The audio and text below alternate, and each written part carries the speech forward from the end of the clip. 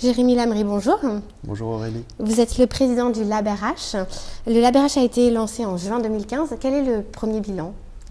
Alors, lorsqu'on a lancé le LabRH avec Boris Sirbet, on avait à cœur de faire du LabRH le laboratoire collectif des acteurs de l'innovation RH. Force est de constater qu'on a réussi cette première brique. On rassemble aujourd'hui plus de 180 startups.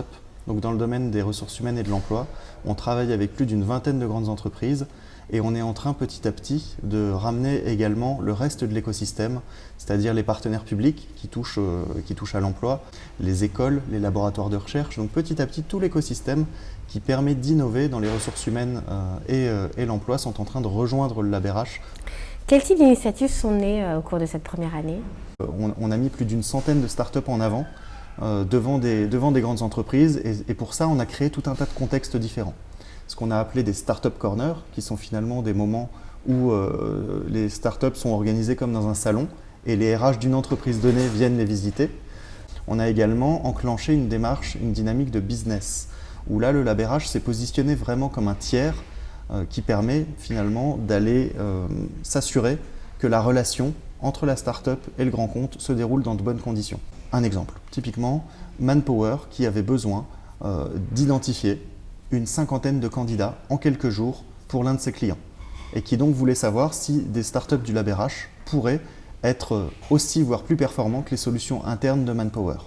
On a fait donc travailler ensemble 5 startups qui chacune opérait dans l'identification de candidats et donc en, je crois, il me semble 5 jours, ces startups ont été capables finalement de répondre aux besoins de manière très efficace à moindre coût.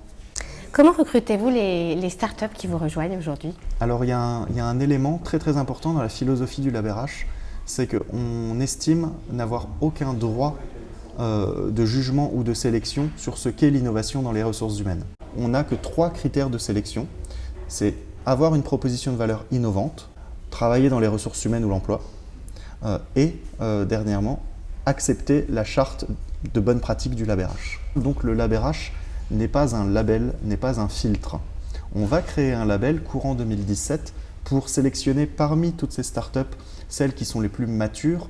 Quels sont les autres projets que vous allez mener en 2017? On a un gros projet sur lequel on travaille depuis le tout début en fait, c'est l'incubateur du LabRH.